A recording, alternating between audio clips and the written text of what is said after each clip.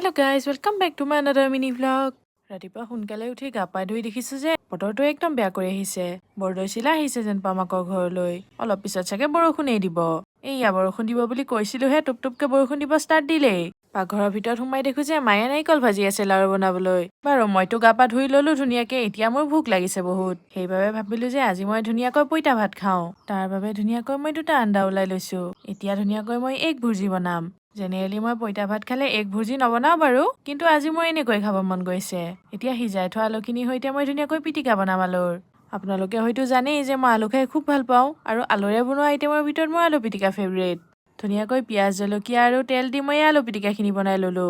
পইতা ভাতৰ লগত এইবোৰ আইটেম খোৱাৰ মজাই বেলেগ। তাৰা মোৰ ৰাতিপুৱাৰ আহাৰ একদম ৰেডি, খোৱাহে কথা আৰু এতিয়া। আপোনালোকেনো পইতা ভাত কেনেকৈ খাই ভাল পায় এটা কমেণ্ট কৰি জনাবচোন। আনফালে আকৌ মায়েও ধুনুকৈ লাৰু বনাই আছে। ময়ো বাৰু জানো বনাবলৈ, কিন্তু ইমান ধুনীয়া গোল নহয় মোৰ কিবা। মায়ে লাৰু বনোৱা চাই থাকোঁতে এয়া মই খাবলৈ পাহৰি গৈছিলোঁ। বাৰু এতিয়া মই ধুনীয়াকৈ খোৱাত ফ'কাছ কৰোঁ। আপোনালোকক লগ পাম নেক্সট ভিডিঅ'ত। Bye bye.